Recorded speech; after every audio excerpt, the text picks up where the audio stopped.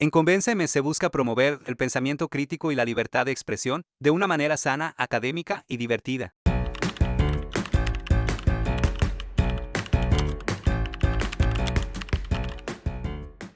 Hola chicos, esta es una nueva edición de Convénceme, donde nosotros ahora seremos la carne de cañón. ¿Qué vamos a hablar, Tomás? Bueno, hemos decidido abordar unos temas un poco más polémicos. Hoy vamos a hablar del aborto.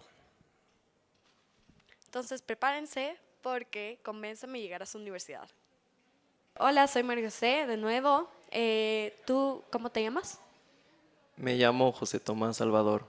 Ok, ¿tú estás a favor o en contra? Yo estoy a favor del aborto. Yo estoy en contra y vamos a tener una discusión, una charla sobre qué opinamos cada uno del tema, ¿ya? Comienza tú. O sea, bueno, primero me parece que el aborto es un tema muy abierto, muy general, que digamos ponerlo como que solo a favor o en contra, ignora mucho sus puestos y mucho todo el panorama completo, todas las situaciones donde se da un aborto, ¿no? Entonces no creo que es posible cerrar todo el argumento aún el aborto debería ser legal, sí o no. Creo que in- está rodeado de muchos temas que deberían ser debatidos y muchos temas que deberían ser considerados para llegar a una respuesta y para cada uno tener una respuesta legal como que centrada en cada problema, porque no solo es así de cerrado, así de abierto, cerrado no es el tema. Entonces, quisiera saber como que en qué supuestos tú estás en contra, o si estás en todo en contra, o si estás abierta a ciertos temas como la violación. Creo que es el aborto eugenésico, que es en caso de muerte de la madre, en términos de pobreza y así para un poco guiarnos mejor. Creo que, y abriéndome, creo que la única parte en la que estaría de acuerdo con el aborto sería únicamente si realmente el seguir con el embarazo le costaría la vida a la madre, en el único caso. De ahí en casos de violación o en cualquier caso, aparte del que acabo de decir, estoy completamente en contra. Pienso que se debería llevar el aborto, se debería llevar el embarazo a partir desde la concepción.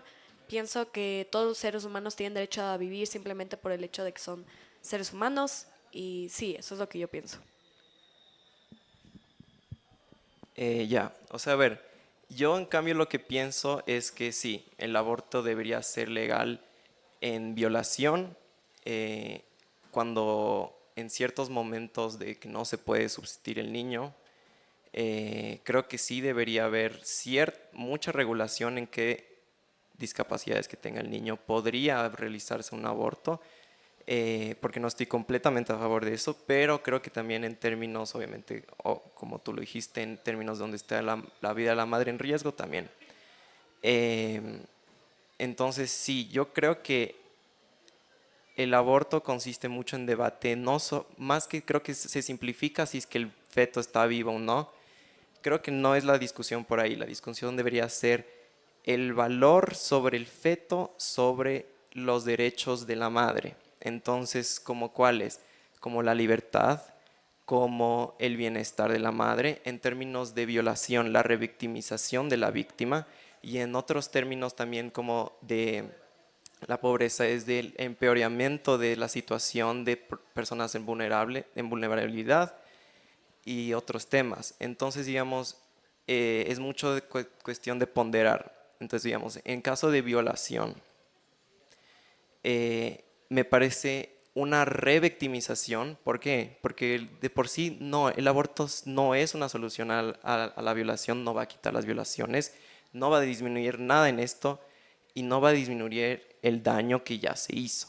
Sin embargo, forzar a esta señora, a esta víctima a ser madre es revictimizar, ya que ahora tendrá que eh, efectivamente tener una inversión económica en su hijo, tener una inversión social y una inversión de su tiempo completamente, porque obviamente no podemos esperar que reducir a la mujer solo a un aparato gestor. ¿A qué me refiero a esto? No podemos solo decir la mujer va violada, va a parir y no va a tener que cuidar al hijo o invertir en el hijo después de esto.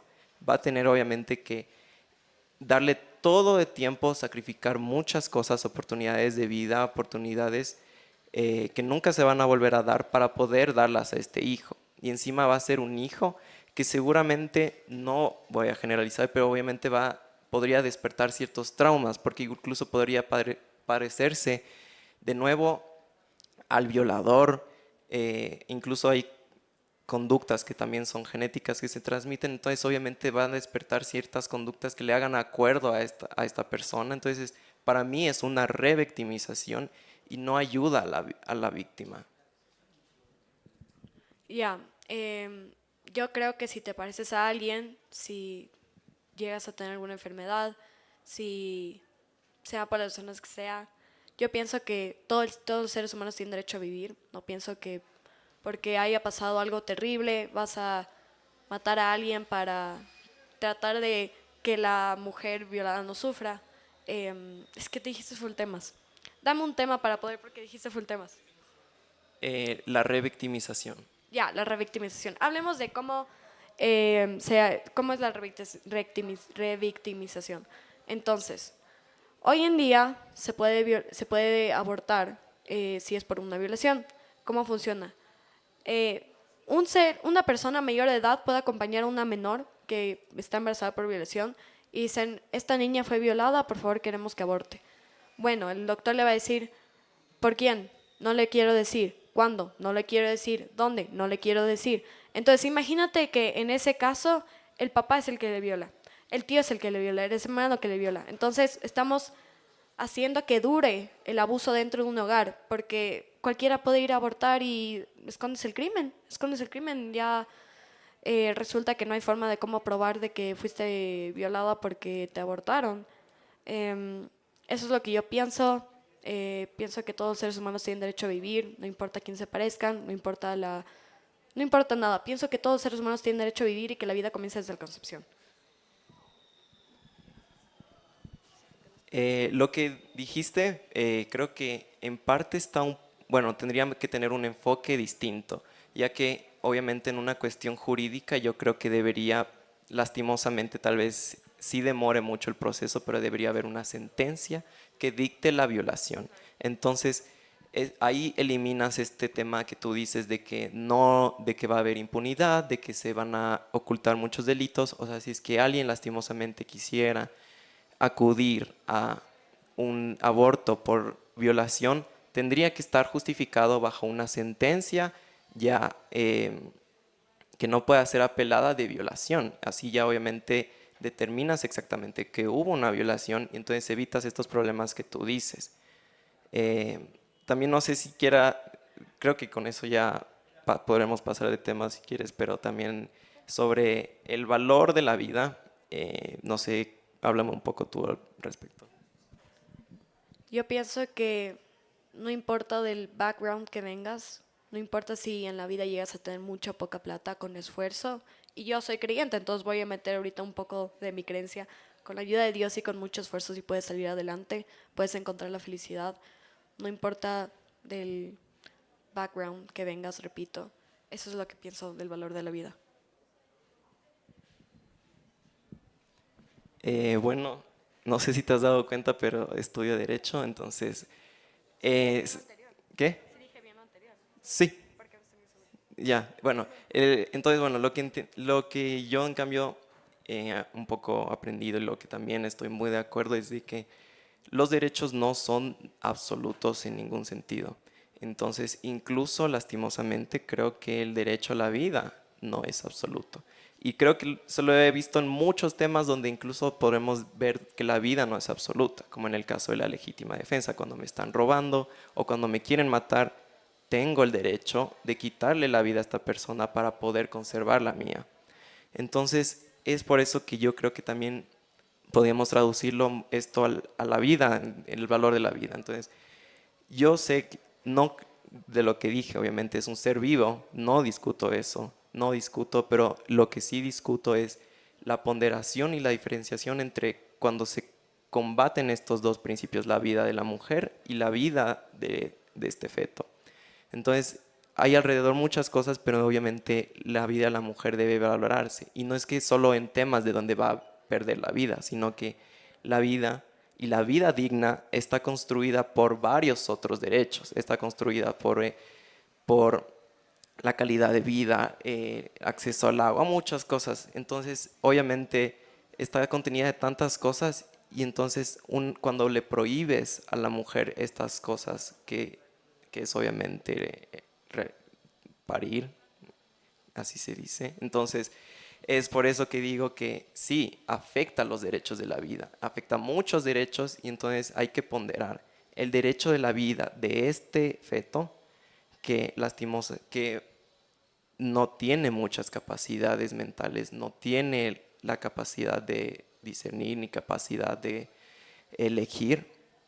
Entonces, es por eso que incluso también en derecho se le quita muchas veces la capacidad de decisión a personas que no tienen la capacidad, obviamente, de tomar de tener un criterio propio. Entonces, es por esto que, digamos, se pone, que creo que sí hay lastimosamente sí, hay un valor mayor a los derechos de la mujer, porque hay más derechos en juego que el derecho solo de la vida. ¿De qué se trata la justicia? La justicia se trata de defender al que no puede ser defendido. ¿No crees que hay un desbalance de fuerzas de un embrión o feto? Yo no me acuerdo cómo se dice primero, pero de un bebé ya de 3 semanas, que no puede decir, oigan, no quiero que me aborten, yo tengo derecho a vivir. Entonces pienso que si hay un desbalance de fuerzas brutal de una mujer, no importa si fue violada o si en todo caso solo quiere abortar porque ella piensa que es necesario para su vida, si hay un desbalance de fuerzas porque el bebé no puede decir, no se puede defender, el bebé no puede decir, oye, yo quiero vivir. En 9 meses ese bebé va a ser una persona, yo pienso que desde antes, de hecho desde la semana 22 ya lo pueden sacar y puede seguir viviendo, pero en 9 meses ese bebé va a decir como, yo quiero seguir viviendo, soy un ser humano consciente, pleno. Entonces sí pienso que si un bebé no puede defenderse y no puede decir, oigan, estoy aquí, quiero vivir, hay un desbalance brutal de fuerzas de personas que no quieren que él exista. Entonces, no porque algo sea legal significa que está correcto, no porque haya solo es para que la gente entienda esto, no es ahorita para ti, pero no porque la ley permita algo significa que está correcto. Digamos, la esclavitud fue permitida por la ley, no era penalizada. Creo que los dos podemos estar de acuerdo de que eso es totalmente erróneo y no debe pasar, incluso a la esclavitud que hay hoy en día. Entonces sí, hay un desbalance brutal de fuerzas, el bebé no puede defenderse y se me hace completamente injusto y aberrador que venga un grupo de gente a cortarlo y luego succionarlo del útero de la mamá. Y tú acabas tu último statement. Sí, estoy de acuerdo. No creo que podemos decir que atar siempre la moralidad a la legalidad. Estoy de acuerdo que existen leyes que no son morales, sin embargo, la ley se debe también construir en un aspecto moral. Entonces, en este caso, más que todo es entender la situación. Y sí hay una diferencia de poderes entre la madre y el hijo, pero bajo mi perspectiva está justificada por por la cantidad de derechos que están en juego al momento del aborto y porque luego también no dejas de tener una situación de vulnerabilidad. Ahora, no tienes el aborto, el hijo nace, pero ahora tienes una madre y un hijo que seguramente van a estar en un estado de vulnerabilidad porque obviamente, como yo había dicho, el aborto se lo debe llevar por alguna razón en la que la mujer esté en una situación de vulnerabilidad. Entonces ahora vas a tener una mujer que sigue vulnerable y un niño que ahora también va a estar en la misma vulnerabilidad. Entonces no es una solución prohibir completamente el aborto, porque ahora esta transición donde solo tenías la vulnerabilidad, una fuerza de vulnerabilidad hacia el feto, ahora esto se transmite hacia 2 personas que van a estar en una situación de vulnerabilidad. Y entonces eso yo creo que sí, para cerrar quiero decir que no todo es absoluto y sí es muy complejo el debate, pero más que todo hay que tomar en cuenta siempre una ponderación entre los valores y principios que se chocan al tener estos temas.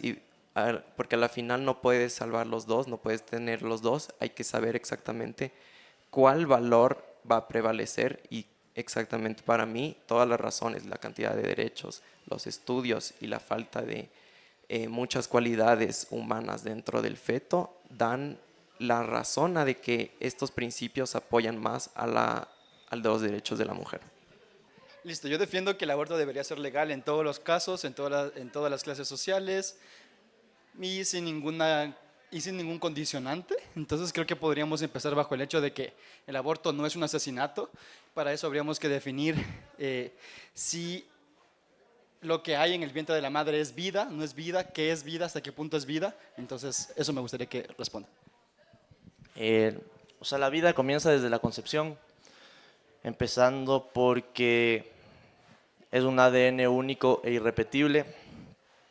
Es una célula, muchos dicen es un grupo de células. Sí, las células están vivas y le comparan, por ejemplo, con el espermatozoide.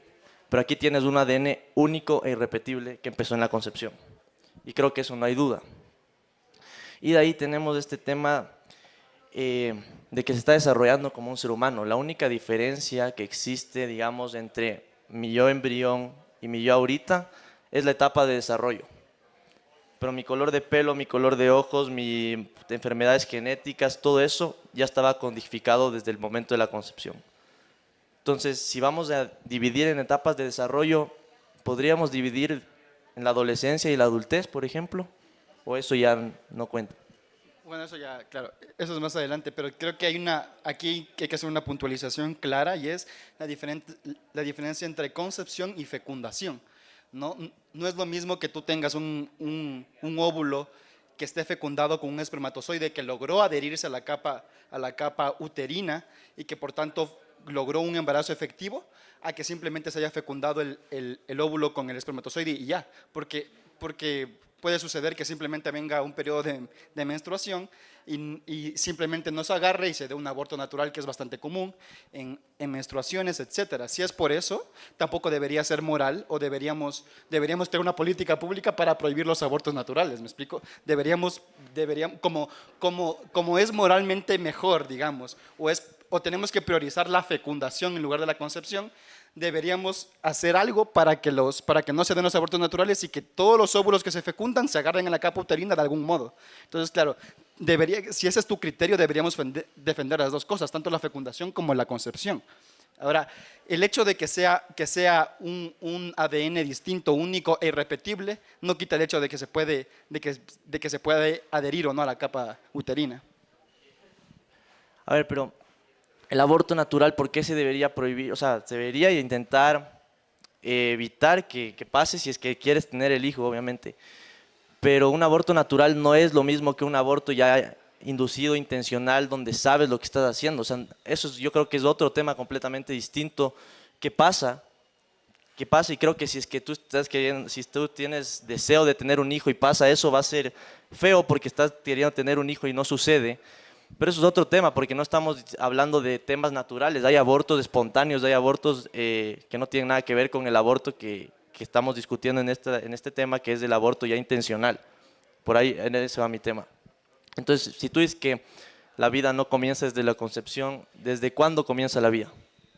Claro, es relativo, ¿no? ¿Qué es la vida? Y claro, podemos decir incluso que una célula unicelular ya es vida.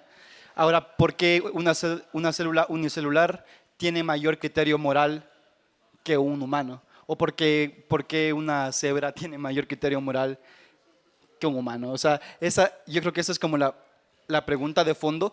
¿Y por qué tiene más valor moral si los padres no quieren tenerla, digamos? Que también era un tema que quería poner sobre la mesa. O sea, se habla mucho de que okay, debería poderse abortar, cosa con la que yo estoy de acuerdo, pero creo que la decisión no tiene que ser solamente de la mujer, sino de ambas, de la pareja, porque al fin y al cabo el hijo es de ambos. Pero si es que la pareja, ambos, no quieren tener el hijo, ¿por qué estatalmente has de obligarles a que tengan el hijo? Si ninguno de los dos quieren tenerlo, ya sea porque no tienen recursos económicos, ya sea porque vienen con algún tipo de discapacidad, o ya sea porque simplemente no les da la gana de tenerlo. O sea, Yo no estoy de acuerdo con esto de que el valor moral de la persona depende de si los padres te quieren o no te quieren tener. Me parece preocupante porque ¿qué pasa si incluso mis papás ahorita deciden, no, ya no te quiero tener, ya no tengo valor moral? Me parece preocupante. Y también este tema de, ¿desde cuándo tú eres tú? ¿Desde cuándo tú te convertiste en tu persona? ¿Qué te hizo ser tu persona? Esa es mi pregunta. Tendría que citarte aquí libros de sociología y filosofía para ¿qué eres tú? ¿No? La pregunta más existencial que existe. De hecho, podemos decir hasta que no hay un tú, sino que constantemente tu yo se está modificando. Pero bueno, ahí me estoy poniendo filosófico. Pero a ver, puntualízalo si quieres. Sí, o sea, más que nada, tu yo biológico, ¿desde cuándo tú eres tú? ¿Cuándo tu cuerpo fue tu cuerpo? ¿O hubo un momento mágico desde la concepción hasta que naciste, que te convertiste biológicamente en tu forma física, en tu biología que tienes ahorita?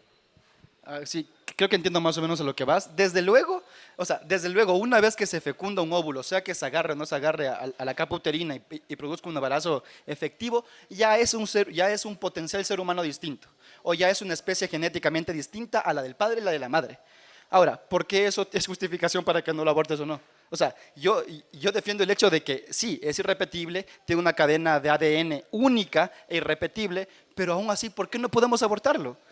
Sí, digo, obviamente no lo vas a abortar cuando, como dije antes, cuando el bebé ya hable, pero tienes que, o sea, si es que el feto no va a sentir, ni siquiera va a ser consciente de su propia existencia, no va a sufrir en lo más mínimo, puedes darle una mejor calidad de vida a los padres, menos problemas sociales, menos gasto público, un montón de temas que te evitarías simplemente dando la libertad de abortar, incluso porque irremediablemente igual lo van a hacer, o sea, la gente va a abortar, sea legal o no. Por lo menos legalizándolo, te procuras que las personas tengan un método por lo menos saludable o que no degeneren la muerte de la madre, por ejemplo. Entonces, todo ese tipo de cosas es como que, sí, genéticamente único. ¿Y qué tiene que ver? O sea, basado en lo que me dices, podríamos decir que ahorita como los lobos nos están matando de forma insegura, deberíamos legalizarlo para que nos maten de forma segura. Y eso yo no estoy de acuerdo. Y de ahí, el hecho de que tengas un ADN único e irrepetible define que hay una persona distinta a la madre ahí. Por eso no le puedes abortar. Si es que fuera un espermatozoide, por ejemplo, que a muchas personas comparan con el embrión, no es un ADN viable que en embriología se llama totipotente. El espermatozoide no es totipotente, no va a producir un ser humano por sí solo. Pero el rato que se produce esta unión entre el espermatozoide y el óvulo, hay un ser humano ahí. Yo, Tomás, mi ADN, mi color de pelo, mi forma biológica empezó en la concepción. No hay un punto que puedas decir, aquí te volviste Tomás. Fue desde la concepción en adelante. Entonces aquí la pregunta sería, ¿estamos de acuerdo con asesinar o no? Es que ahí estás como que haciendo una falacia, ¿no? Como que ya definir el aborto como asesino. Entonces, estamos de acuerdo con asesinar. Y luego comparaste el hecho de abortar con el hecho de que te asesine un lobo. O sea, te das cuenta que las comparaciones que estás poniendo no tienen ninguna... o sea, están a años luz o a mucha distancia de ser comparables. O sea, porque, en primeras, estoy completamente de acuerdo que Tomás, tú, eres un único y irrepetible y claro, y tu código genético, ya, pero tú no estuvieras aquí si es que te hubieran abortado, ¿no? Tú no estarías ahora dándome ejemplos que van a la falacia ad ridiculum si no te hubieran abortado. O sea, y simplemente nunca hubieras existido ni ninguna conciencia ni nada malo contigo porque nunca tuviste una existencia, ¿verdad? Eso en primera medida. Yo lo que no me has logrado responder es ¿por qué? Sí, te la doy que es único, irrepetible y todo eso, pero ¿por qué que seas único, irrepetible, un individuo humano como que irrepetible hace que no tengamos que abortarte porque los padres, o sea, ¿por qué no va a ser decisión de los padres? ¿Me explico? O sea, ¿qué criterio moral hay ahí? ¿O por qué la vida humana va a ser mejor que cualquier otra vida? O la de cualquier otro individuo, ¿cachas? Esa es como la pregunta de fondo, creo. A ver, yo sí quiero que me respondas, ¿cuál es la diferencia entre que un lobo te mate aquí en la esquina y el aborto, para ti? Pero te puedo dar un millón de diferencias. O sea, la primera, o sea, ¿en serio tengo que responder a eso? Bueno, lo primero es que para que te maten tienes que haber nacido, ¿no? Entonces, eso es lo primero. Un aborto ni siquiera tienes un nacimiento. Luego, una vez que naces, no es como, por ejemplo, ponemos el ejemplo, nace una cebra. La cebra nace y se pone a correr a la hora. Está corriendo y está jugando con los animales. Nace un individuo humano y lo que necesita el individuo humano es protección. Claro, justamente por esta evolución de la mujer que hizo que las caderas sean más cortas, hizo que los niños nazcan de forma más prematura y por lo tanto al momento de nacer necesita cuidado, no como un lobo que nace y a la hora ya está cazando. Me explico, son cosas distintas. Entonces al humano le tienes que dar una cultura, una sociología, una filosofía, mientras que al lobo le tienes que dar supervivencia y todo eso, ¿no? Lo que es de su naturaleza. Entonces, se me hace un poco ridículo tener que responder esto, pero ahora sí, dale. Creo que hay una confusión. Me refería a una banda criminal, perdón. ¿Cuál es la diferencia de que una banda criminal te mate en la esquina a un aborto? Y tú me dices que para que te maten tienes que haber nacido. O sea, si estoy en el útero a los 9 meses, ¿te puedo matar? Es que no naciste. Es que no naciste. O sea, pero sí te puedo matar a los 9 meses en el útero. O sea, a ver. Una cosa es que los padres decidan abiertamente no tener un hijo porque nunca nació, y otra cosa es que venga un asesino y le dispare en el estómago a tu esposa embarazada, pues. Ahí los padres sí querían tener el hijo porque estuvo embarazada. O sea, lo que determina si hubo asesinato es que el padre quería que tengas el hijo. Para que haya asesinato, tiene que haber primero un nacimiento y una persona viva, fuera del vientre, separado. Una vez que hay una escisión entre el nacido, el neonato y la madre, puedes decir que hay un individuo separado como tal, único e independiente. Y ni así, porque aún necesita el cuidado de la madre, así que tampoco podemos decir que al 100%. Pero ahí recién está separado. Y ahí puede haber asesinato porque tienes una vida independiente. Pero entonces el tema que define la vida es la ubicación geográfica. ¿Estás dentro del útero o fuera del útero? ¿Estás en la costa o estás en la sierra? No me estás diciendo dónde empieza la vida. ¿Cuándo? O sea, yo pienso, sinceramente, para que haya un asesinato tiene que haber vida. Si hay vida y acabaste con su vida, hay asesinato. ¿Cuándo empieza la vida? Bueno, es que el asesinato es un tipo penal. Así que eso, o sea, puedes hablar de asesinato, así como puedes hablar de matar a alguien. Creo que estás confundiendo ahí términos legales. Ya, puedes hablar, creo que de acabar con la vida de algo. Yo considero que un organismo con un ADN único que no ha nacido todavía ya es vida, así como lo puede ser un árbol. Como talar un árbol también es matar a un árbol, si vamos por eso. Pero no te veo defendiendo de que defendamos a los árboles de que los asesinen los lobos, porque no tiene sentido, porque la distancia del ejemplo no tiene sentido, así como el ejemplo de que venga una banda delincuencial y te dispare al embarazo, ¿verdad? Estamos a años luz de distancia. Ahora, sí, es una vida irrepetible, única que está en el vientre, y hasta ahora no se responde, pero ¿por qué eso hace que los padres no puedan decidir? La cuestión es, los padres no pueden decidir, ¿por qué? Porque a lo mejor no tienen las condiciones económicas, porque a lo mejor ellos van a estar emocionalmente, no van a poder dar la mejor calidad de vida al niño, porque simplemente no quieren tenerlo, porque sus padres no le dejan, o porque prefieren que sea legal para que la madre no tenga que pasar por un aborto que sea en una clínica en la que probablemente pueda morir por sus condiciones insalubres. Ese tipo de cosas sí son explicaciones por las cuales vamos a abortar. Pero tú no me sabes dar una explicación de por qué deberíamos proteger el derecho a la vida y por qué el ser humano es un irrepetible único, es moralmente superior a todo lo que te acabo de decir. O sea, tú me estás diciendo que el derecho a la vida es subjetivo a si una persona quiere tenerte o no. O sea, si una persona entra a mi casa y yo no le quiero tener, ¿le puedo disparar? ¿Pero qué clase de ejemplos son esos? Pero es que hasta ahorita no me dices la diferencia entre matarle a una persona en la esquina y en el tema del aborto. ¿Cuál es la diferencia? Entiendo lo que me dices, pero ¿cuál es la diferencia entre un asesinato en la calle y matarle en el vientre? Para mí la única diferencia es la etapa de desarrollo, que es lo mismo que matar a un niño o matar a un adolescente, y la ubicación geográfica, está dentro del útero, al otro le mataron aquí en la esquina.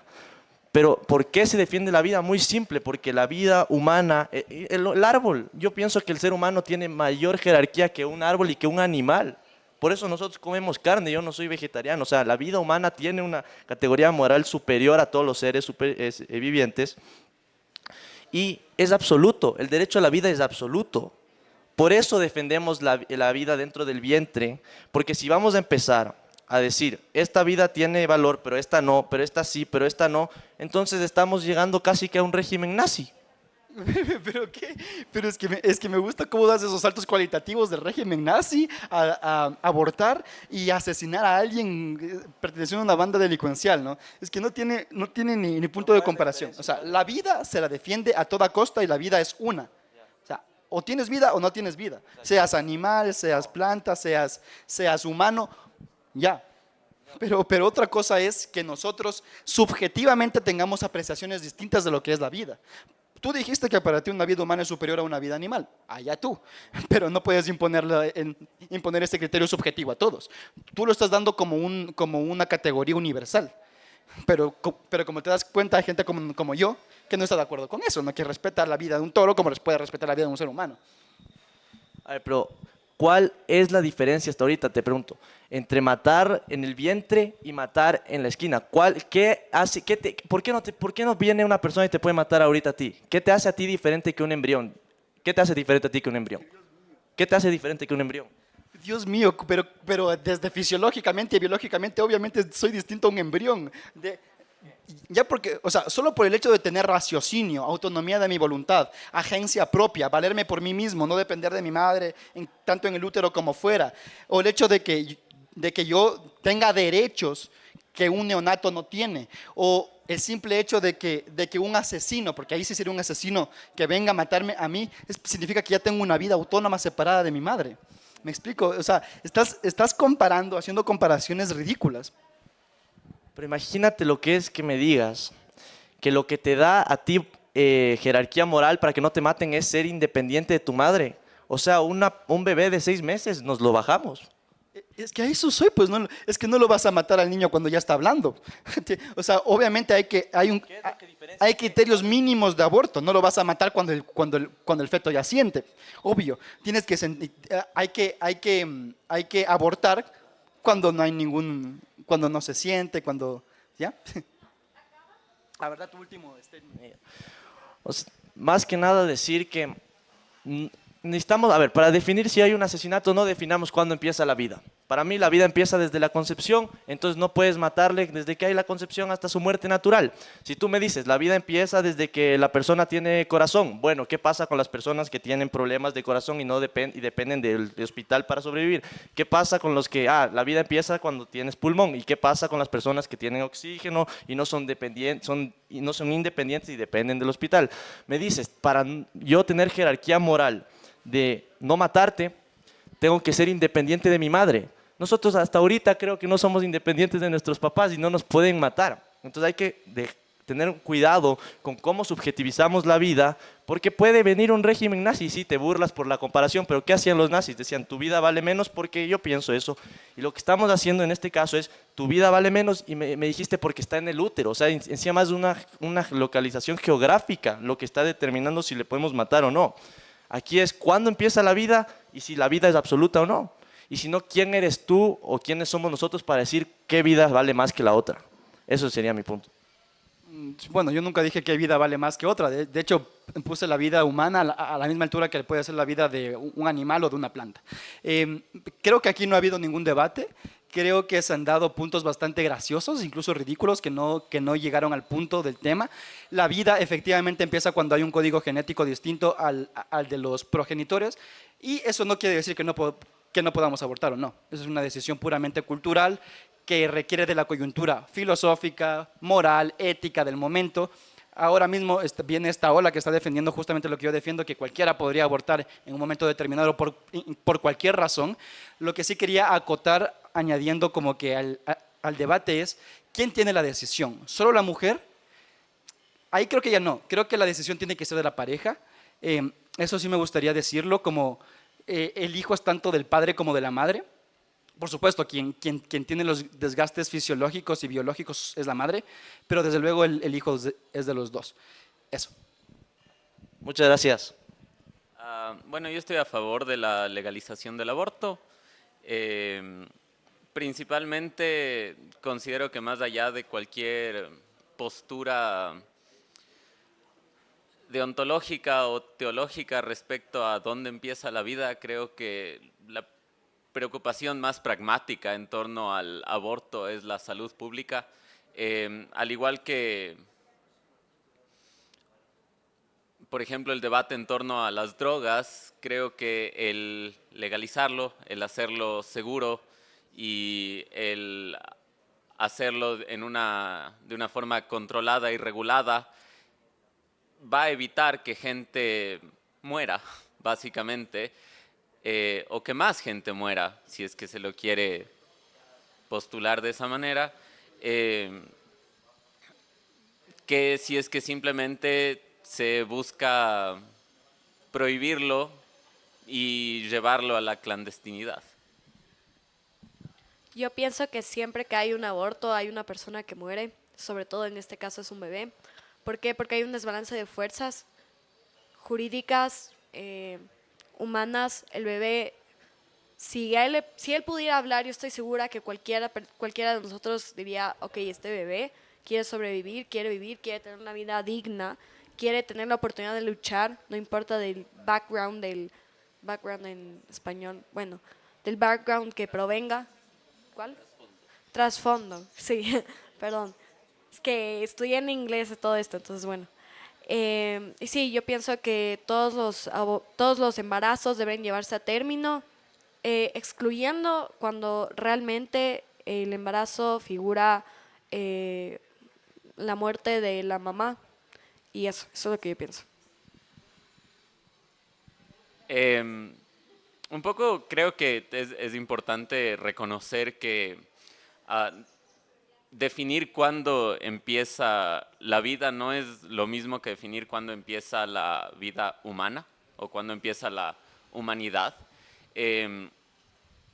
Porque podemos hablar, si es que hablamos de términos estrictamente biológicos, una célula está viva, un espermatozoide está vivo, un óvulo está vivo.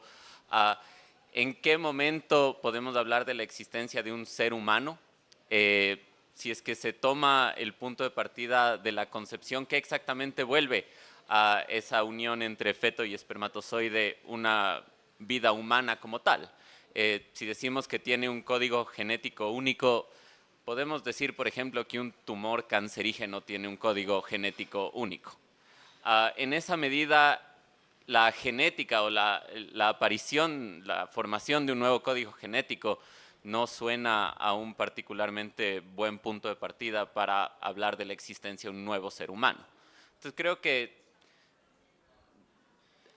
al punto metafísico de cuándo empieza la vida humana, tenemos que precisar un poco mejor qué es lo que vuelve de este ser un humano. Primero, un óvulo solo no se va a convertir en un ser humano, un espermatozoide solo no se va a convertir en un ser humano, un tumor no se va a convertir en un ser humano. ¿Qué es lo que sí se va a convertir en un ser humano? Y mientras está en mitosis, creo que esa es la palabra correcta, mientras está en mitosis, incluso es completamente diferente a una célula sola, a una célula de la piel. Dicho esto, sí, tiene un ADN diferente. El óvulo ya fecundado, entonces no estamos hablando de un ADN propio de la mamá, estamos hablando de dos diferentes tipos de ADN. Ahí yo pienso que sí hay que hacer una diferenciación de uno del otro. Sí, eso. O sea, sí estamos hablando de de un ADN distinto, es del ADN de la mamá sumado al ADN del papá. Eso, o sea, combinado con el ADN del papá. Vendría a ser, creo, no sé exactamente cuál es el término que se usaría en la biología, pero no hay una magia detrás de esto, es un proceso estrictamente biológico. Y al reconocer que se puede convertir en un ser humano, estamos reconociendo que en ese momento no es un ser humano. O sea, o es siempre un ser humano o es una potencia. Entonces voy a reconocer siempre es un ser humano desde la fecundación. Dicho esto, yo pienso que en potencia siempre va a ser un ser humano, desde la fecundación hasta que el bebé nace. O sea, es decir, en la tercera semana y media ya hay latidos del corazón. O sea, si eso no es un fact o un hecho suficiente como para decir eso es un ser humano, perdón la redundancia, no sé qué más puedo decir. Pero un corazón latiente no es un ser humano, es un corazón latiente, como lo va a tener un gato, o lo va a tener una cebra, o lo va a tener un perro. Es decir, sí, un corazón latiente no es un ser humano. Es parte de un ser humano que tiene vida. Es parte de un animal que tiene vida. Entonces, ok, digamos que no es consciente, no tiene vida en la tercera semana. Ok, pero en 9 meses ese va a ser un humano funcional. O sea, creo que esta parte de las 22 semanas, por favor, las personas que ven este video pueden corregirme en los comentarios siempre y cuando sean doctores, obviamente. Pero a partir de creo que la 22 semana, de las 22 semanas hubo un caso de que sacaron por urgencia a un bebé del útero y el bebé fue viable, pues, por así decirlo, o sea, pudo vivir. Entonces, perdí el hilo. La cosa es que yo pienso que siempre, sí, siempre va a ser un ser humano. Ahora, el término o del punto en el que se vuelve viable un feto es un mejor argumento para hasta cuándo se debería permitir el aborto que para decir que no se debería permitir nunca. Pero más importante que eso, cuando estamos hablando de legalidad, estamos hablando de un tema que impacta no solamente a un sujeto en potencia, sino estamos hablando de la sociedad en su totalidad. Si estamos hablando de las leyes que regulan cómo vivimos y decidimos prohibir el aborto, un poco tenemos que también considerar cuáles son las implicaciones de volverlo ilegal, cuál es el castigo por abortar, a quién se debe castigar. Y nuevamente, si es que se tiene, por ejemplo, un aborto espontáneo, ¿qué potencial de abuso hay para que una persona sin intención alguna de abortar sea castigada porque pasó? Pienso que, a ver, primero voy a decir que el aborto espontáneo es completamente diferente a un aborto provocado, porque el aborto espontáneo no es algo que nadie controla. Siempre, no importa si la mujer que haya tenido el aborto espontáneo haya querido o no haya querido tener bebé, es algo que realmente nadie controla, entonces no veo por qué debería penalizárselo. Creo que todos, tú y yo estamos de acuerdo que no debería penalizarse un aborto espontáneo. Luego, ahora las penas. Creo que eso sí puede variar, o sea, no pienso que deba ser cárcel automáticamente o algún tipo de asesinato. Sigamos, digo, si es un aborto por una niña que tristemente se quedó embarazada a los 11 años, no pienso que debería ir a la cárcel, no pienso que debería cumplir una pena como tal de cárcel, para nada. No sé si en general las mujeres deberían cumplir una pena de cárcel por abortar, en mi opinión, pero ajá, eso es lo que yo pienso. Creo que debería haber como que diferentes cosas. Ahora, si es que no se penaliza con cárcel y, por ejemplo, se impone una multa por abortar, entonces simplemente quienes puedan pagarla van a tener el privilegio de abortar y quienes no puedan pagarla simplemente van a verse obligadas a llevar a cabo ese embarazo. Por otro lado, cuando hablo del aborto espontáneo no digo que se debería penalizar, obviamente no. El problema es, y aquí ya tenemos que llevarlo a la realidad, es que en lugares donde se criminaliza el aborto y se lo penaliza con cárcel, tenemos casos documentados de mujeres que por abortos espontáneos han terminado en la cárcel porque no les creyeron que fue un aborto espontáneo. No, pues si no les creían en que fue un aborto espontáneo, pues no creo que deberían ir a la cárcel. ¿Puedes repetir lo anterior, lo último? O sea, no les creyeron que fue espontáneo. Hay países donde mujeres que han tenido abortos espontáneos acabaron en la cárcel porque no les creyeron que fue espontáneo. No, pienso que obviamente el sistema jurídico debería mejorar ahorita el sistema jurídico la verdad es que no funciona. Sí, o sea, pienso que debería mejorar, no sé qué más decirte. De acuerdo que debería mejorar el sistema jurídico, más al momento de legislar es necesario tomar en consideración a la realidad tal cual es y no como creemos que debería ser.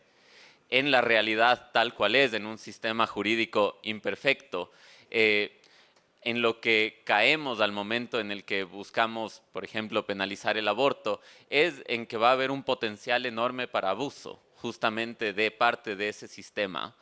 Y ante esa realidad, creo que un argumento suficiente para legalizar el aborto es que eso evitaría que esto pase.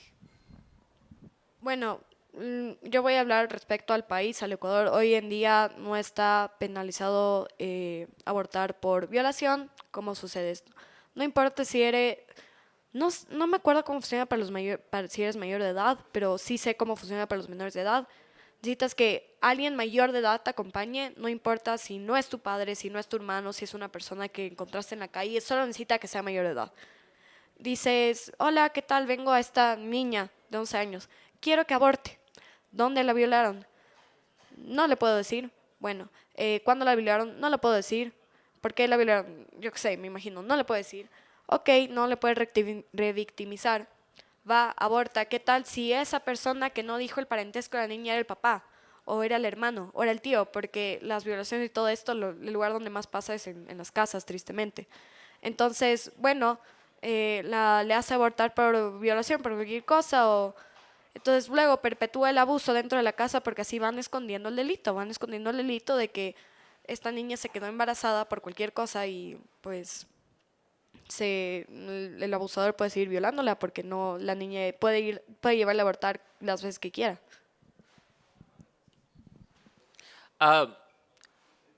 No estoy seguro de cómo funcione el proceso para acceder a un aborto en base a violación, pero sobre todo en el caso de menores, justamente el incluir esas trabas, por así decirlo, sí revictimizaría a la persona que ha sufrido una violación. O sea, uno de los problemas más grandes con el abuso doméstico es que es bastante fácil de encubrir. Si es que una razón para que esas personas no puedan acceder a un aborto es que no se pueda encubrir el crimen, es que se pueda eliminar, por así decirlo, la evidencia del crimen, igual se le está sometiendo a una niña a algo que de ninguna manera debería tener que vivir. ¿Qué? ¿Te refieres al embarazo? Sí. Y no solo al embarazo, sino que se vuelve una manera de... o sea, si es que una violación es un requisito para abortar, un poco eso también te abre una serie de otros problemas morales. ¿Hasta qué punto puedes tener una acusación falsa de violación para acceder al aborto? Y en ese punto no solo estás vulnerando los derechos de la mujer al prohibírselo, puedes vulnerar los derechos del hombre que se puede ver injustamente acosado para poder acceder al aborto. Entonces, es un problema extremadamente complejo en el que se puede hacer sufrir a muchos seres. Y creo que en ese punto, una condición que sí creo que es innegable es que el sufrimiento es necesariamente propio de los seres vivos. Si es que no has nacido, no vas a sufrir. Entonces, si nos ponemos un tanto utilitarios y lo que queremos es minimizar el sufrimiento para el mayor número posible de personas, entonces el aborto es una forma de lograr eso. Ya, yo pienso que tú dijiste que no importa si va a sufrir igual como que le abortamos antes, ¿verdad? Prácticamente dijiste. Con el aborto garantizas una ausencia de sufrimiento.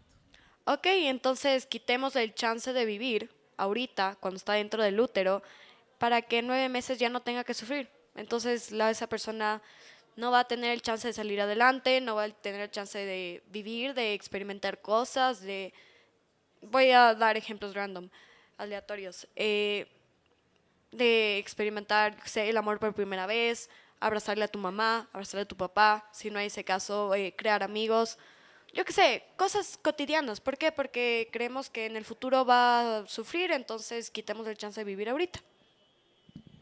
Bueno, pero ahí volvemos a la potencia. Si es que hay el potencial de hacer esas cosas, todavía no hay la capacidad de hacer todas esas cosas, ¿no?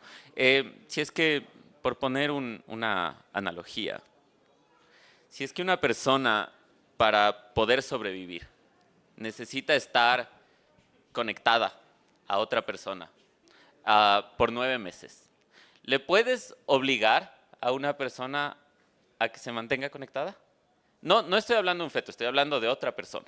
Digamos, ya ha nacido todo por alguna condición médica. Depende de estar conectada a la otra persona. ¿Le puedes obligar? O sea, tú hablas que 2 personas deben estar conectadas para que una pueda sobrevivir, ¿verdad? Y en 9 meses, en 9 meses está libre, entonces sí debería ser obligado para que pueda sobrevivir. ¿A quién se le obliga? ¿Y por qué esa persona tiene que verse obligada? O sea, un poco no se le está limitando a esa otra persona a poder llevar su vida como desee llevarla en favor de alguien más. ¿Qué derecho tiene esa persona al cuerpo de la otra? ¿Por qué debería ser mal visto el ayudar a otra persona a sobrevivir en 9 meses? No es mal visto, pero sí debería ser voluntario. ¿Por qué debería ser voluntario el ayudar a sobrevivir a una persona en 9 meses? Porque con ese argumento puedes obligarle a cualquier persona a hacer cualquier cosa con tal de que otra persona sobreviva.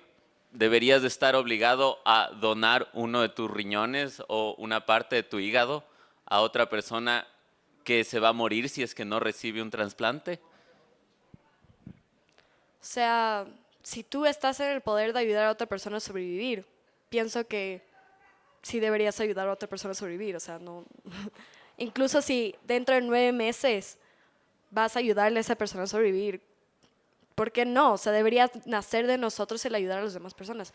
En cambio, obviamente, si estamos hablando de donar un órgano, ya es cosa de cada uno, ¿no? Por eso es que está en las cédulas el que si puedes donar o no puedes donar los órganos. Si es que te mueres, tu cédula dice que tus órganos pueden ser usados, pero de nuevo, nadie puede obligarte a donar un riñón. Y sí, estoy de acuerdo, deberíamos ayudar a los otros, pero una cosa es un deber moral, otra cosa es una imposición legal. Entonces, aquí la pregunta sería, ¿puede la ley obligarte a estar conectada 9 meses a otra persona para que esa otra persona sobreviva?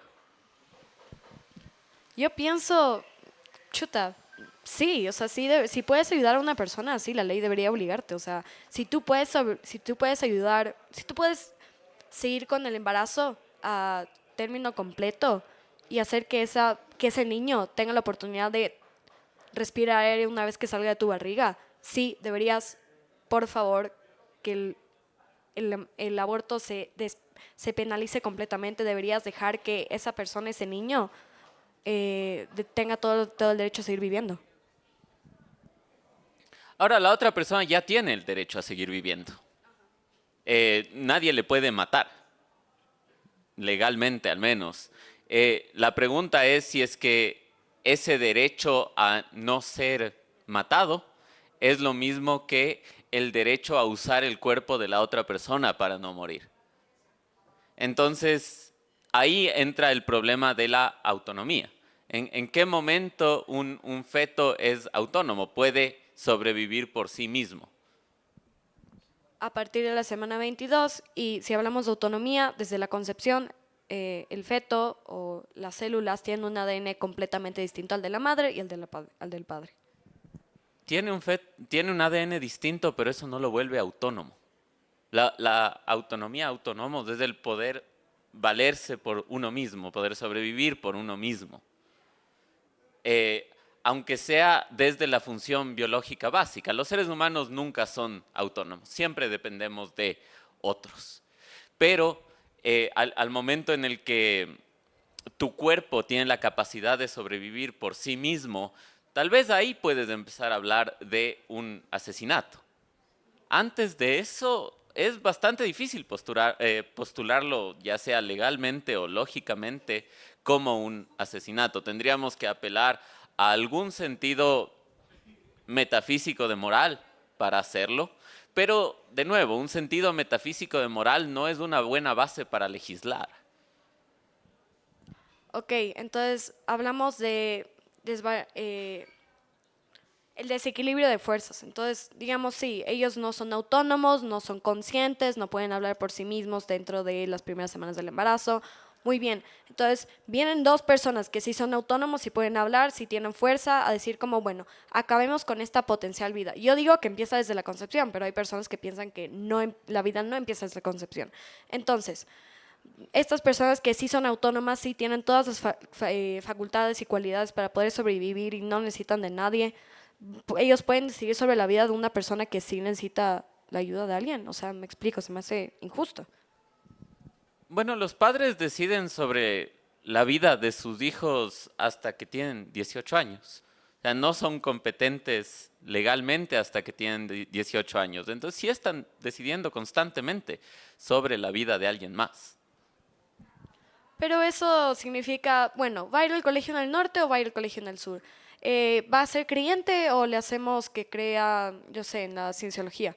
Eso no tiene nada que ver sobre si una persona va a vivir en el futuro o no va a vivir en el futuro, si va a seguir dentro de la barriga de la mamá o no va a seguir dentro de la barriga de la mamá.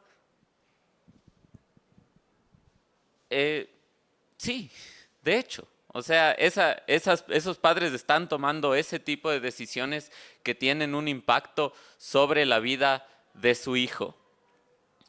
Pero esa no es la decisión que se está tomando. Ok. No se trata de la decisión que están tomando respecto a la vida de otro ser. Esa vida hasta cierto punto en el embarazo no puede existir por sí sola. Entonces no está decidiendo solamente sobre esa vida, sino está, en este caso, la mujer decidiendo sobre su propia vida. Y una consecuencia de esa decisión puede ser la terminación de otra vida. Totalmente. O sea, sí, podemos decir que se está acabando otra vida y no creo que es... me parecería iluso que se trate de hacer un argumento en favor del aborto sin reconocer ese hecho.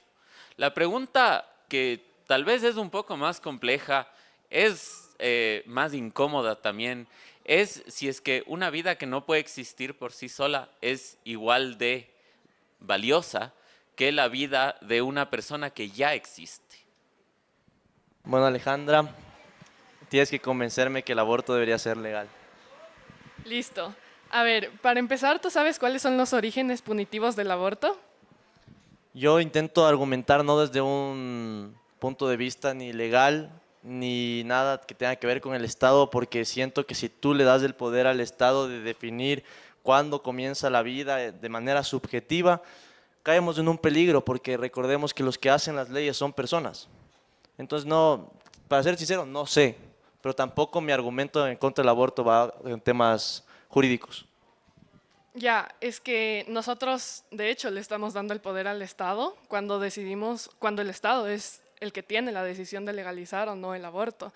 Entonces, yo sí creo que es importante ver cuáles son los orígenes del aborto, porque yo creo que los orígenes sí son importantes para analizar cómo se ha ido desarrollando y tal vez por qué a día de hoy no es legal o es legal. A ver, los orígenes punitivos del aborto. El aborto no se castigaba en principio por asesinato, sino que era un castigo para la mujer por quitarle al hombre el poder, la capacidad de ser un potencial padre de una potencial criatura. Eso desde los orígenes romanos.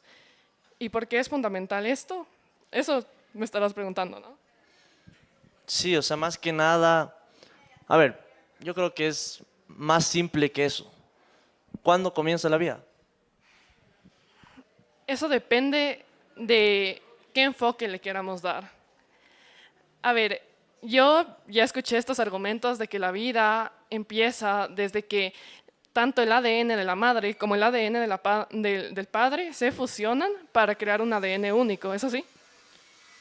Sí, y creo que el rato que cualquier persona intenta marcar un límite de, no, aquí empieza la vida, no, aquí empieza la vida, puedes llevar eso a comparar con personas que ya están fuera del vientre, incluso personas de edad avanzada. Entonces nunca vas a tener consistencia si es que tú dices la vida empieza cuando el corazón empieza a latir, cuando es viable afuera del vientre. Vas a encontrar personas que ya son mayores, que pueden no cumplir con esas condiciones, entonces terminas perdiendo la consistencia de qué es la vida. ¿Tú qué piensas de la fertilización in vitro? A ver, explícame a qué te refieres. La fertilización in vitro es un método alternativo de reproducción cuando los padres no pueden tener hijos por esterilidad y entonces se fusionan tanto los gametos femeninos como masculinos, se los congela y hay bastantes muestras de esto hasta poder tener un bebé. ¿Qué piensas de esto? Pero ¿y hay una vida que se termina cuando haces eso o cómo funciona eso? Sí, de hecho sí.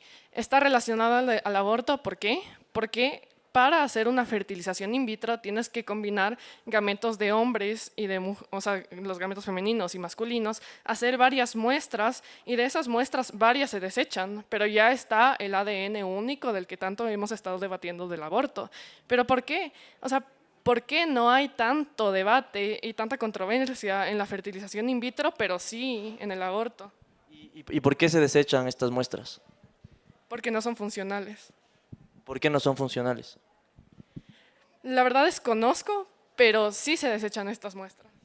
La verdad no conozco ese tema, pero habría que entender bien si es que se les desechan porque ya no podrían convertirse en un ser humano, ahí ya no hay un aborto intencional, es un aborto o sea, una terminación de la vida espontánea. Yo creo que no se hace mucho lío porque no tiene que ver con el aborto, sino que es un tema más de se desechan porque ya no se pueden convertir en un ser humano. Más bien dicho, ya no pueden desarrollarse como tal porque ya es un ser humano. ¿Qué pasa cuando yo tengo varias muestras y simplemente desecho una porque la otra ya funcionó? Está mal, está mal. Y el problema es que también tenemos un problema, el ser humano es empático cuando ve las cosas. Si es que hay una guerra aquí, nos cae un meteorito o lo que sea, vamos a sentir nosotros, pero los que están afuera en el Medio Oriente no saben lo que pasa. Si tú ves una cosa de este porte, que ya es un ser humano, no sientes lo mismo que cuando ves un bebé, pero la naturaleza, la esencia es la misma. Ya, a ver, entonces aquí algo que me gusta hacer mucho hincapié es qué tipo de vida estamos tratando de defender. Porque yo sí creo que hay una relevancia entre defender la vida, porque sí, porque si defendiéramos la vida, nos haríamos veganos todos, porque todo es vida, ¿no? Pero lo que a mí me parece relevante y absolutamente significativo es defender la vida digna. Es un argumento muy peligroso porque, como hablábamos hace poco, lo que te da el chance de vivir es si vas a tener una vida digna. O sea, es un privilegio vivir. Solo si estás en un lugar privilegiado para tener una vida digna, tienes el derecho de nacer. Más que tener el derecho de nacer, deberíamos precautelar el derecho a la vida digna. ¿Y por qué quiero orientar esto de esta forma? Porque, a ver, el aborto es ilegal, ¿ya?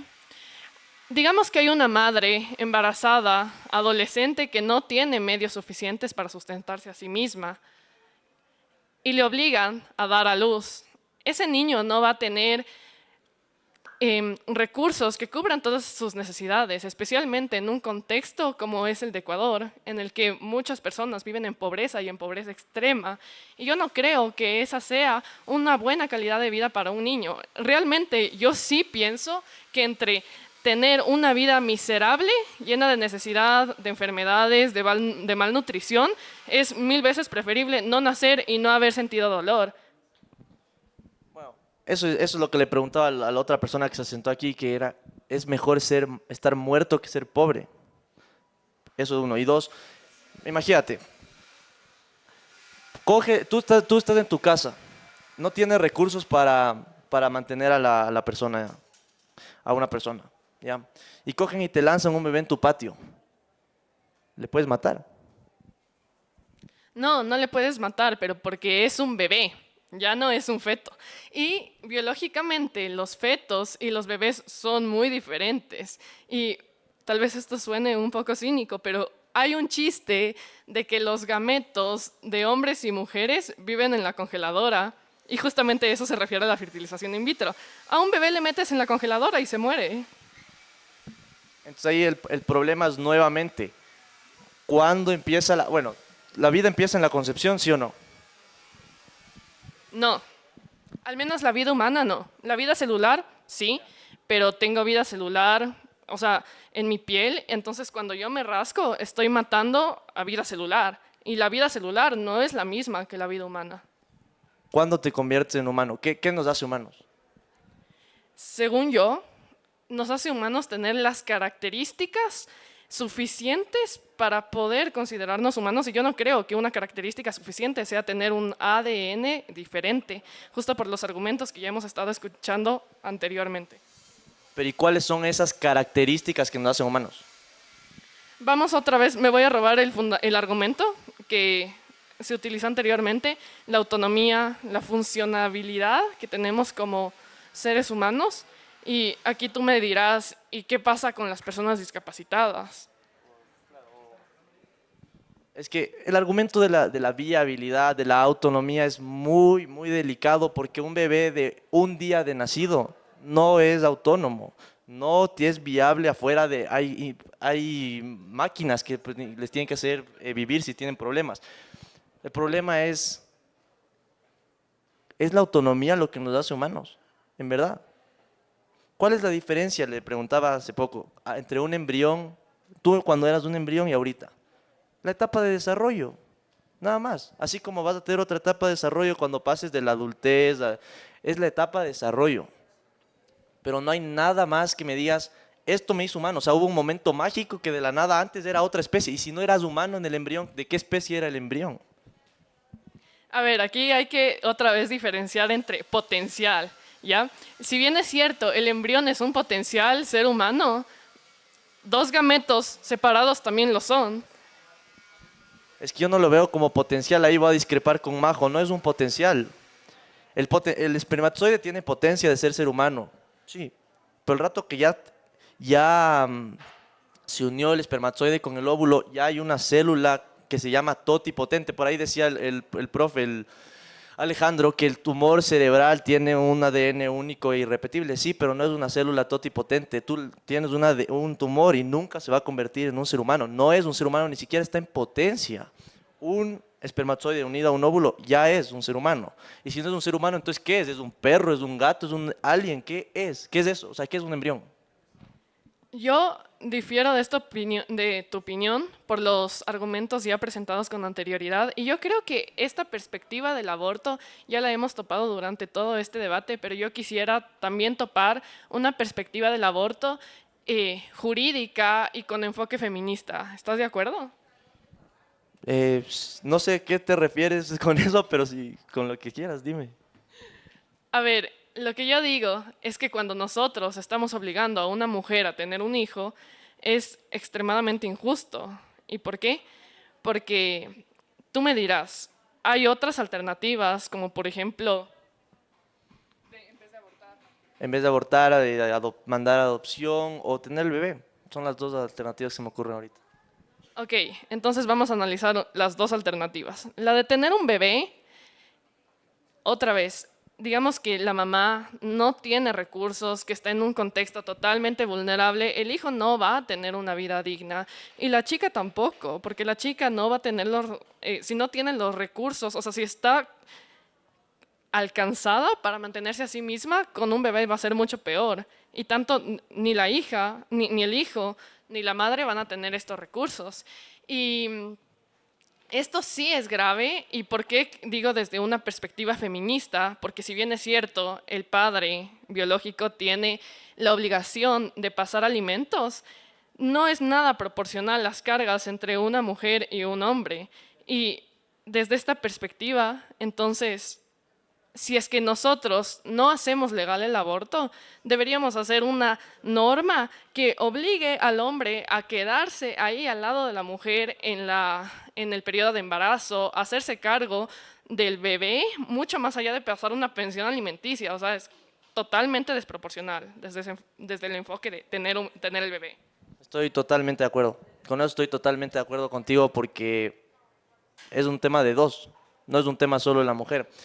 Pero ya, digamos que yo no soy feminista, pero ya, en un enfoque feminista, ¿qué nos preocupa? ¿La violación? ¿Queremos que menos mujeres sean violadas o estamos metiéndole demasiado interés en cómo matar al bebé? Matar al bebé no va a desviolar a la mujer, no va a evitar que más violadores violen a la mujer. ¿Por qué no nos unimos los pro vida y los pro aborto para evitar las violaciones? Eso es lo que deberíamos intentar hacer en vez de estar peleándonos aquí. ¿Y sabes por qué nos estamos peleando aquí? Porque el aborto es un negocio. ¿Cómo nos dicen? El aborto es legal y gratuito. ¿Quién? No hay gratuito nada. El Estado te paga el aborto. ¿Y quién se lucra de eso? Planned Parenthood. Entonces aquí nos tienen peleando en cosas que no sirven a la mujer, porque como decía María José, hay un síndrome post-aborto, porque tú no decides si eres madre o no, tú decides si eres madre de un niño vivo o eres madre de un niño muerto. Entonces aquí el problema es, ¿qué queremos en verdad? ¿Enfocarnos en matar al bebé o que las mujeres dejen de ser violadas? A ver, es obvio que quisiéramos enfocarnos en que las mujeres dejen de ser violadas y sí se han estado tomando medidas para esto, pero el aborto, más allá de evitar que las mujeres sean violadas, lo que hace es evitar la consecuencia de que la mujer sea violada, que es tener una carga familiar que es súper fuerte. O sea, además del castigo que la mujer debe además del sufrimiento que le provoca la violación a la mujer, es como si le diéramos un castigo de asumir una carga familiar que ella no decidió. Y con respecto de que el aborto es un negocio, sí, yo estoy totalmente de acuerdo. Muchas cosas en esta vida son un negocio, especialmente porque vivimos en un mundo que se dirige por ficciones jurídicas y económicas. Aquí el debate entonces sería, ¿qué tipo de negocio queremos que sea el aborto? ¿Un negocio lícito o un negocio ilícito que ponga en riesgo la vida de las mujeres? Porque eso es lo que estamos haciendo, provocando cuando no se legaliza el aborto. Yo creo que no hay que hacer negocio con la muerte de seres humanos, principalmente. Y el problema es que ese es el truco, ¿no? Subsidian el aborto. ¿Y cuántos abortos? Yo justo ayer leía, hay cerca de 64 millones de abortos desde que se legalizó en Estados Unidos. ¿Y quién pagó eso? Los impuestos de todos los estadounidenses. ¿Por qué seguimos hablando del aborto? ¿Por qué? El aborto no es la solución. No es la solución. El aborto es un servicio de salud pública y por eso es que el Estado lo debe financiar. Ahora bien, tú dices que la muerte de las personas no tiene que ser un negocio, pero es la realidad. Las funerarias son un negocio. Y sí, o sea, yo creo que si bien es cierto, el aborto no es la solución, porque la solución, ¿qué debería ser? Tener instituciones, mecanismos que eviten que más mujeres sean violadas o educar a las mujeres y a los hombres en educación sexual, sí, obviamente esa es la principal solución. Yo no estoy diciendo que el aborto sea la primera solución y que hay que utilizarlo como método anticonceptivo. No, totalmente de acuerdo, totalmente en desacuerdo con esa postura. Lo que yo digo es que el aborto debe ser una solución de última ratio, ¿sí? Porque yo creo que utilizarlo como método anticonceptivo es totalmente no ético, pero para que podamos acceder a esta solución de última ratio, tiene que ser legal, sí o sí. No, yo sabes qué opino en verdad, así de la forma más sincera. Creo que a veces al movimiento feminista le utilizan. Me da la impresión que estás en contra de las élites económicas, del capitalismo y de ese tema. No. Mi mal juzgamiento, pero digamos, ¿cuánta plata le da Planned Parenthood a los movimientos feministas para que promocionen el aborto? ¿Tú crees que a Planned Parenthood les importa a las mujeres? No, de hecho todo es un negocio y puede hacer que a gente dentro de Planned Parenthood les interesen las mujeres y a otras personas que no. realmente es muy difícil decir, pero realmente a las instituciones en sí no les interesa ni las mujeres, ni la equidad, ni la justicia. Lo que les interesa es lucrar o mantenerse. Pero así es en todo. Vivimos en un mundo capitalista. Pero, ya, estoy de acuerdo con eso. Ahora, ¿crees que en verdad el aborto le va a dar un bien a la mujer? Ese sería el primer punto. Sí, de hecho, si bien es cierto, es muy difícil abortar, o sea, es un trauma psicológico súper fuerte, hay estudios de eso, pero también hay estudios que las mujeres, después de haber abortado, no se sienten arrepentidas de su decisión. Entonces, sí, yo sí creo que les hace un bien a las mujeres porque así les permite continuar con su vida, con sus estudios y no les trunca sus planes de vida.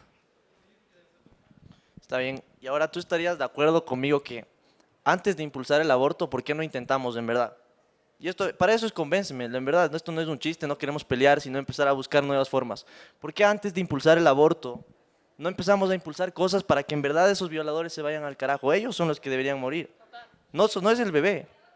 Y eso es lo que debería enfocarse el movimiento feminista. Por eso no soy feminista y te digo de frente y me pueden funar, porque el movimiento feminista es marioneta de estos grupos que quieren lucrar con el aborto. Y les venden la idea de que el aborto es para ayudarles, para no sé qué, pero la María José contaba todos los datos que hay del síndrome postaborto. No es tan fácil abortar como tú mismo lo dijiste. El aborto no es la solución. Y el aborto no va a evitar que haya menos violaciones. Y el aborto no te va a hacer más feliz como mujer. A largo plazo, las mujeres que abortan, la gran mayoría de mujeres que abortan no se arrepienten de su decisión. Pero sí, yo estoy totalmente de acuerdo en que primero tendríamos que hacer todos los esfuerzos para evitar que hayan más violaciones, para educar más sexualmente a las personas. Pero otra vez, como digo, esto no significa que las mujeres no deberían tener derecho a abortar. Lo que yo digo es que el aborto no debería ser una solución de primera, sino de última ratio, pero para que sea una solución de última ratio tiene que ser legal. Y tú me dices, estas cosas que se pueden hacer para evitar las violaciones o, bueno, estas cosas que tú mencionabas, dime qué más se podría hacer ahorita con respecto a eso. Creo que es un tema que hay que debatir y no, yo no estoy experto en eso. Para ser sincero, no soy experto en eso, pero eso deberíamos estar debatiendo. Eso exactamente, en vez de estar debatiendo de esto, que nos usan, porque tú y yo somos marionetas de esas personas que lucran del aborto. ¿Por qué no debatimos de esas cosas? Eso es lo importante. Pero yo sí quiero aclarar, porque no estoy seguro de esto, ¿qué piensas? ¿Es un asesinato o no es un asesinato? No, yo no creo que sea un asesinato. Hablando desde el término biológico, por las razones que ya hemos expandido durante todo este debate, y desde un tema jurídico, porque pues en el COIP dice la persona que mate a otra, y uno desde cuándo es persona, según el Código Civil, desde que se desprende del útero de la madre. Por eso no es asesinato. Está bien, muchas gracias y creo que sí tenemos un acuerdo de que hay que debatir de otras cosas. Hay que pelear por eso, ¿no? Muchas gracias. Totalmente, ya es una idea para el siguiente debate. Tengo que convencerte de que el aborto debería ser legal. Bueno, me gustaría que nos planteemos expandir la premisa que tienes. Me gustaría convencerte no solo de que el aborto debe ser legal, sino también de que debe haber un marco legal que opere bajo la educación sexual universal. No solo la educación sexual universal, sino también el adecuado cuidado de las personas gestantes y también de un mejor sistema de adopción, un mejor sistema de otras maneras de acceder a ser padre o madre. Quisiera convencerte no solo de que el aborto debería ser legal, sino convencerte de que el aborto y su manera de relacionarse con la legislatura es solamente la punta del iceberg de problemas sociales cuyas raíces están mucho más adentro. Entonces me gustaría que veamos si es que podemos expandir la premisa de este debate, ¿no? Me parece perfecto y creo que va en línea de lo que estábamos hablando ¿Tú crees que el aborto es la solución a los problemas eso que mencionas, el aborto es la punta del iceberg de problemas sociales? ¿El aborto va a solucionar esos problemas sociales? Por favor, define cuáles son los problemas sociales en tu opinión. Bueno, primeramente el abuso familiar, la violación, incluso el tema de ignorancia en el tema de educación sexual, porque los embarazos no solo vienen por violación.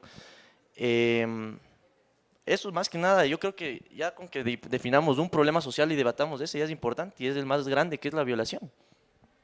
Ok, pues efectivamente la violación suele suceder de forma intrafamiliar, ese es como un dato bastante real, bastante crudo, que la violación suele suceder dentro de una familia. Ahora, tú tienes toda la razón en mencionar que el aborto no es la solución a la violencia intrafamiliar. Sin embargo, el no abortar y tener un bebé nacido de una violación, sobre todo una violación intrafamiliar, tampoco es la solución a parar esta violencia. Realmente la cuestión de la violencia intrafamiliar hay que pensar mucho de forma interseccional, ¿no? Porque se da la violencia intrafamiliar normalmente en situaciones económicas complicadas, se da muchísima violencia intrafamiliar en situaciones de ruralidad. Entonces estamos hablando también de un problema social asociado a el hecho de que hay una gran parte de la población que está viviendo en la pobreza. Entonces, el llevar a cabo una gestación no deseada a raíz de una violación que se da en un contexto de violencia intrafamiliar no es la solución. Y el aborto, a pesar de no solucionar la violencia intrafamiliar, sí detiene una situación de crianza y de un proceso biológico que es la gestación extremadamente duro para una familia que ya está quebrada. Entonces, si bien no es una solución a la violencia intrafamiliar, definitivamente debería ser un derecho para una persona que ya está siendo vulnerada y que debería tener las posibilidades de ser removida de una situación de violencia. Estoy de acuerdo contigo de que es una situación muy difícil y que el aborto podría facilitar esa situación, ¿no es cierto?, después de una violación. Pero yo sí voy desde el punto de vista de qué culpa tiene el niño. ¿Qué culpa tiene el niño? ¿Por qué tenemos que sacrificar su vida para hacer más fácil una situación que es muy difícil? ¿Por qué? Ok. No existe ninguna culpa que tenga que ver con él o la infante. También me parecía interesante que en debates anteriores se hablaba de que hay que evitar que las mujeres sean violadas. Creo que la forma de hablar de eso también es bastante problemática. No hay que evitar que las mujeres sean violadas, hay que evitar que los violadores violen. Hay que enfrentar un tema no desde... Hay que evitar que a las personas les roben, hay que evitar que las personas se vean en la situación en la que necesitan robar. Entonces hay que evitar que los violadores violen. Hablemos desde ese espacio. Y perdóname, que tu pregunta era qué culpa tiene el niño. Ahí te pregunto, ok, este hipotético infante no tiene ninguna culpa. Aquí creo que tenemos tú y yo, venimos desde dos lugares ontológicos completamente diferentes. Yo he escuchado que tú consideras que la vida empieza en la concepción, yo no considero que la vida comience en la concepción. Creo que podemos estar de acuerdo en que no estamos de acuerdo en ese punto y por lo tanto desde ahí te explico mi argumento. Yo no considero que la vida inicia en la concepción, no considero que un embrión es un niño y no considero que este cúmulo de células tiene ninguna culpa de ninguna manera. Pero de la misma manera, si es que se lleva a cabo el embarazo y tienes en tus manos un bebé, este bebé llega o a una casa, a una familia que ya está rota porque hemos armado el contexto de esta situación hipotética en la cual existe violencia intrafamiliar. Este bebé o llega a una estructura de violencia familiar o llega a un sistema de adopción manejado por el gobierno que normalmente es deficiente. Está bien. Y A ver, entonces digamos, de acuerdo a tu punto, la vida no empieza desde la concepción y lo llamaste cúmulo de células.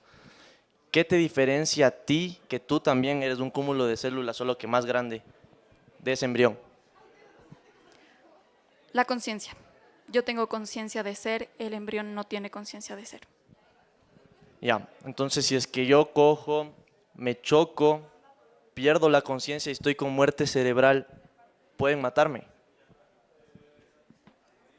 No, pero por una razón muy específica. Tú tuviste conciencia.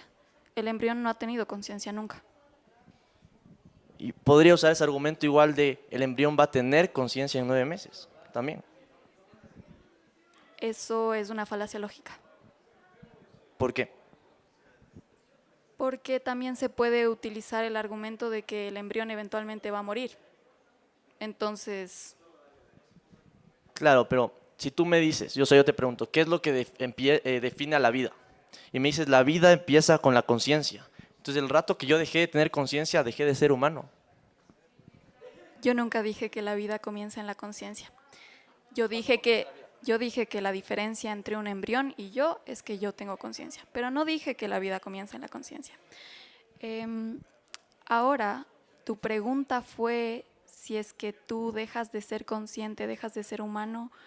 No, y también no entiendo por qué esto es relevante a por qué el aborto debe ser legal.